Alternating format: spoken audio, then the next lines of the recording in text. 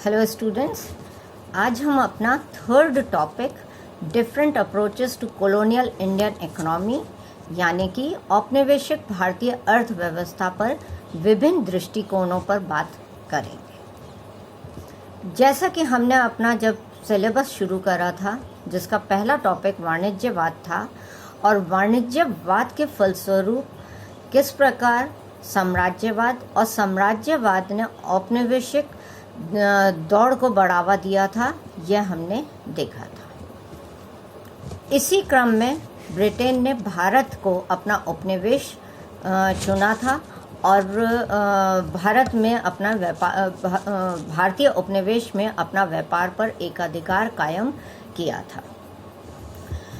भारतीय उपनिवेश का उपयोग उन्होंने व्यापार के लिए किया था और उनका मुख्य उद्देश्य यह था कि भारत में अपने व्यापार पर अधिकार करना और फिर साम्राज्य विस्तार करना, जो उनका आगे चल करके एक उद्देश्य बना था। भारत में औपनिवेशिक या ब्रिटिश उपनिवेशवाद को हम भारत में 3 चरणों में समझ सकते हैं। पहला, जबकि भारत में 1757 से लेकर 1813 तक में उन्होंने व्यापार पर एकाधिपत्य प्रारंभ करा था और अपना पूंजी का विनियोग करा था। दूसरा काल प्रारंभ हुआ था 1813 से लेकर के 1860 तक का काल, जबकि इसको मुक्त व्यापार का काल कहा गया है। तीसरा काल अंतर्राष्ट्रीय प्रतिस्पर्धा का काल था, जो कि 1860 से लेकर हम 1947 तक, जब तक ब्रिटिश भारत में रहे, उस समय तक हम मान सकते हैं। प्रथम अवस्था में उनका मुख्य जो उद्देश्य था वह यह था कि भारत के साथ व्यापार पर किस प्रकार से एकाधिपत्य प्रारंभ करें या एकाधिपत्य प्राप्त करें, और फिर किस प्रकार से जब राज्य सत्ता भी उनको प्राप्त हो जाए तब वे सरकारी राजस्व पर अपना प्रत्यक्ष नियंत्रण किस प्रकार से स्थापित करें। ऐसी परिस्थिति में दोनों लक्ष्य, जो कि व्यापार पर एकाधिकार और सरकारी राजस्व का विनियोग की पूर्ति, पहले उन्होंने बंगाल में करा और फिर उसको दक्षिण भारत में प्रयोग में लिया और फिर अंततः धीरे धीरे समस्त भारत में ही उन्होंने तीव्र गति के साथ अपने पूंजी विनियोग को बढ़ाया था। और यह कैसे बढ़ा? क्योंकि राजनीतिक विजय उन्होंने प्राप्त करनी प्रारंभ कर दी थी।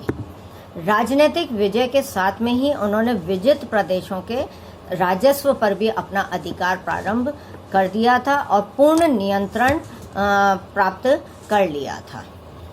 धीरे धीरे उन्होंने समस्त भारत प्रदेशों को अपना जीत करके और भू राजस्व नीति को उन्होंने लागू किया और स्वयं के राजकोष को बढ़ाने का कार्य प्रारंभ किया। अंततः भारतीय विजय का उद्देश्य, जो इतिहासकारों ने माना है, वह था आर्थिक शोषण करना। इसी भारतीय इतिहास को जब हम आर्थिक दृष्टि से अध्ययन करते हैं तो इसके हमारे को 2 दृष्टिकोण प्रस्तुत होते हैं। पहला, राष्ट्रवादी, जो राष्ट्रीय हित में सोचते हुए अंग्रेजों की आर्थिक व्यवस्था के आलोचक बने, जिसमें हम दादा भाई नौरोजी को, महादेव गोविंद रानाडे को और रमेश चंद्र दत्त को मुख्य रूप से मानते हैं। उन्होंने अंग्रेजों के द्वारा जो भारत की आर्थिक नीतियों में परिवर्तन किए गए, उनके ऊपर अपने विचार प्रस्तुत करे हैं और उन्होंने अंग्रेजों की नीतियों की आलोचना भी करी है।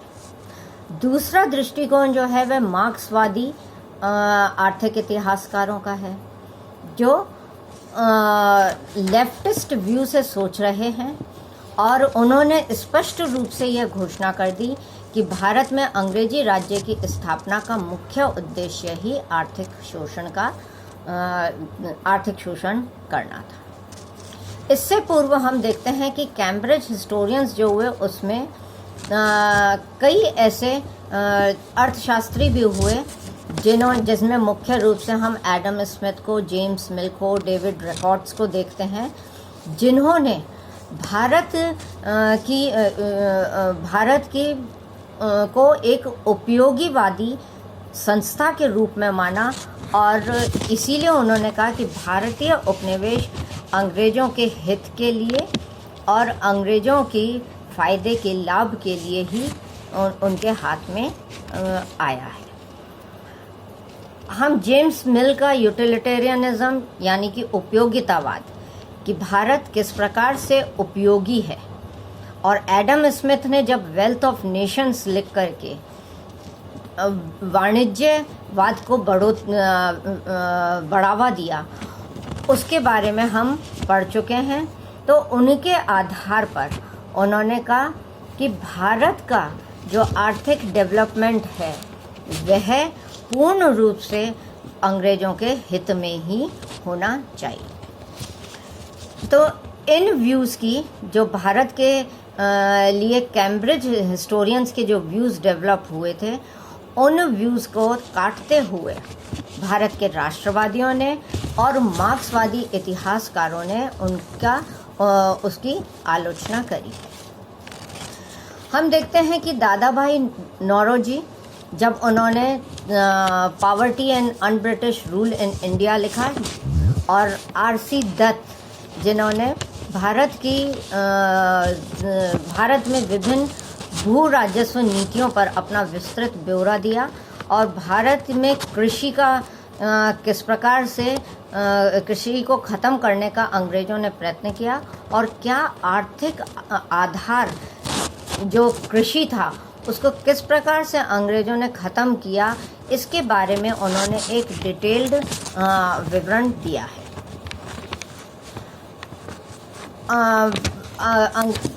दादा भाई नौरोजी और आर.सी. दत्त दोनों ने ही ये माना था कि भारत में जो भी गरीबी आई है वह ब्रिटिश शासन के द्वारा ही यहाँ पर लाई गई है, ब्रिटिश शासन के अंतर्गत ही आई है, क्योंकि ब्रिटिश ने भारत का शोषण इस प्रकार से किया कि वे यहाँ उसको सिर्फ एकमात्र उत्पादक देश बना दिया है।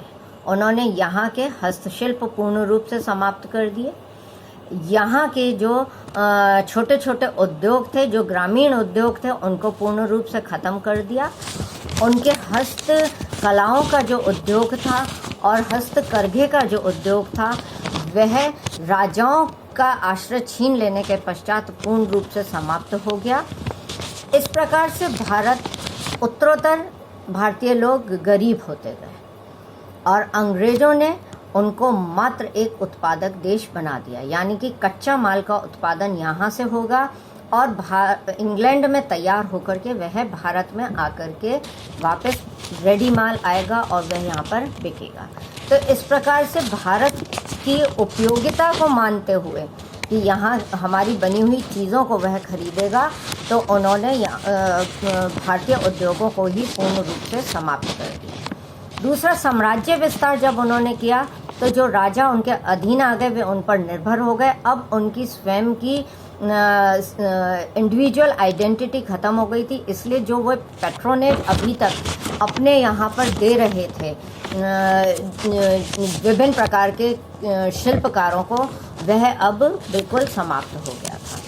तो भारत के ग्रामीण जो उद्योग थे और कृषि जो भू राजस्व नीतियों के कारण पूर्ण रूप से चरमरा गई थी, किसान अपनी जोतों को छोड़ करके शहर की ओर भागने लग गए थे और वे मजदूर बनते जा रहे थे। ये सब कारण आर.सी. दत्त ने और नौरोजी ने भारतीय गरीबी के कारण बताए हैं।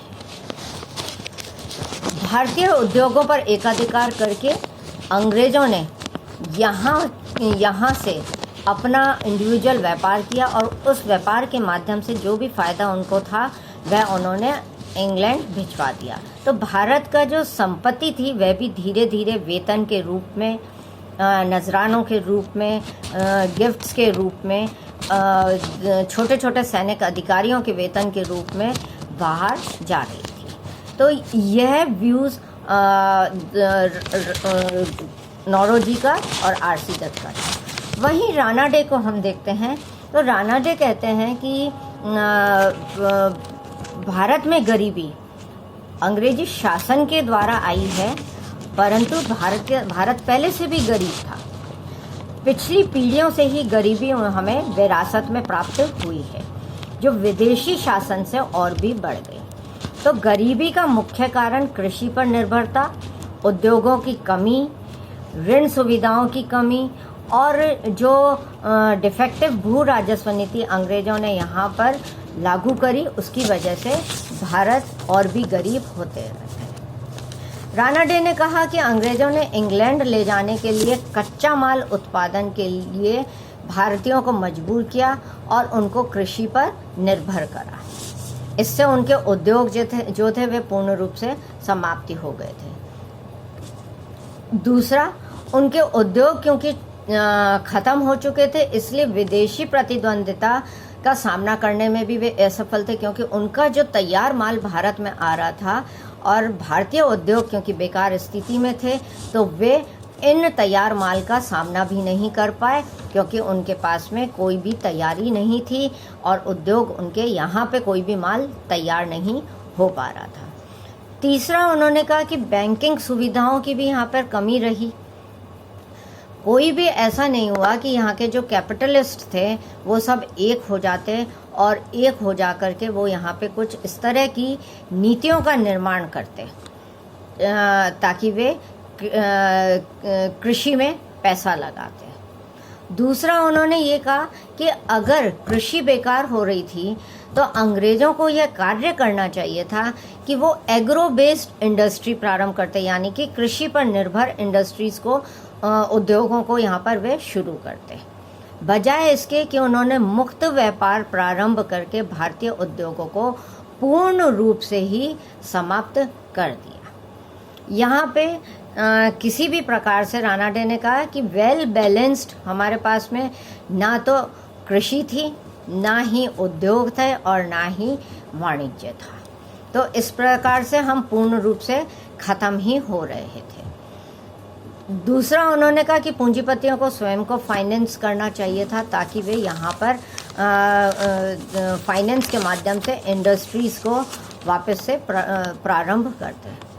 तो हम देखते हैं कि भारतीय राष्ट्रवादी जो लेखक हुए, उन्होंने भारतीय ब्रिटिश नीतियों का, औपनिवेशिक नीतियों का उन्होंने काफ़ी विरोध किया और सरकार को अपने लेखन के माध्यम से समय समय पर जागरूक भी किया।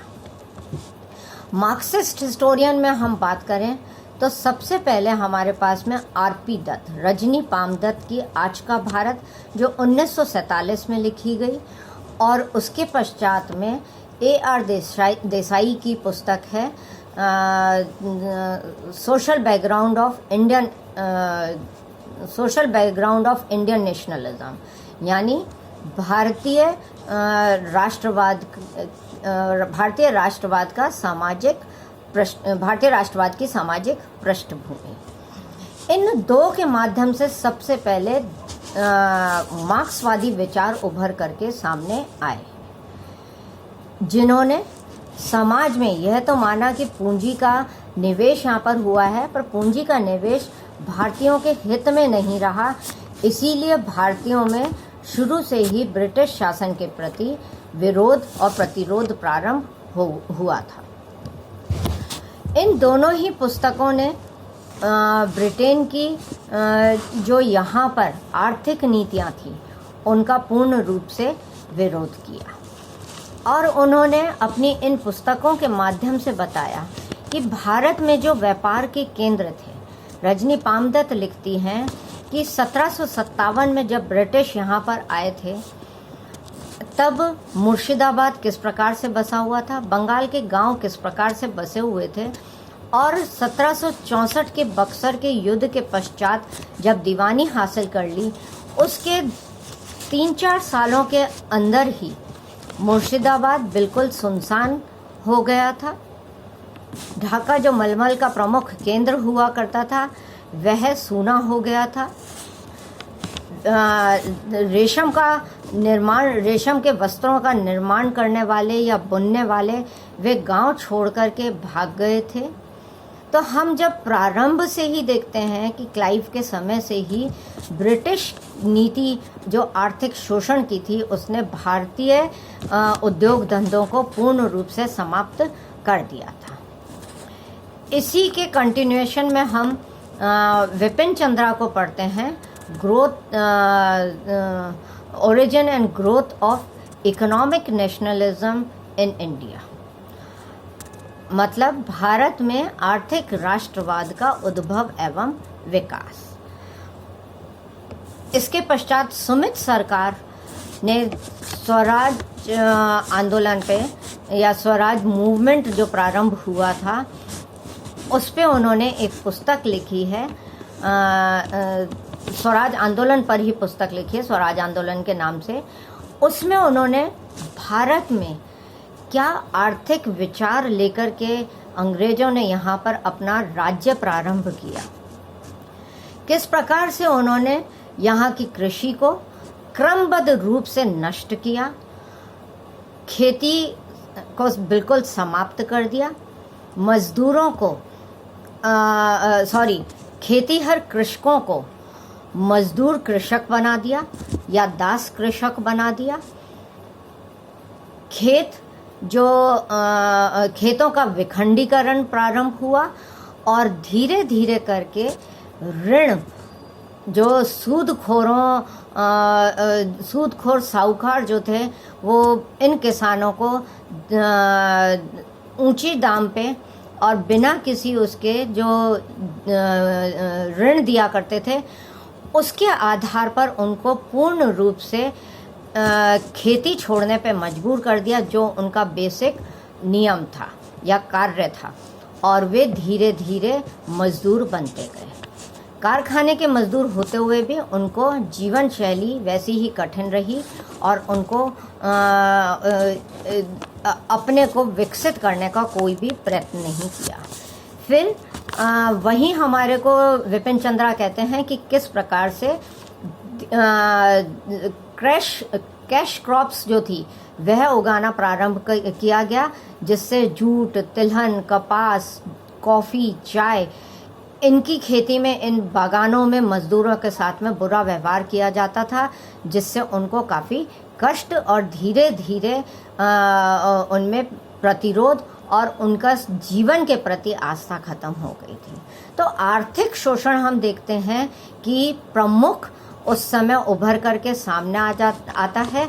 और स्वराज आंदोलन के माध्यम से जिस प्रकार से राष्ट्रवादी संस्थाओं को उभारने का प्रयत्न किया गया, राष्ट्रवादी स्कूल, राष्ट्रवादी शिक्षा, राष्ट्रवादी उद्योग का जो नया सिलसिला प्रारंभ हुआ, वह हमारे को देखने को मिलता है। सुमित सरकार ने बताया है कि उसके लिए मजबूरन भारतीयों को उस तरफ मुड़ना पड़ा, क्योंकि उनके स्वयं के उद्योग धंधे पूर्ण रूप से समाप्त हो रहे थे।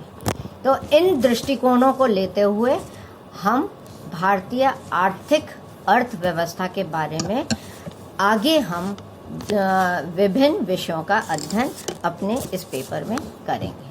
Thank you so much.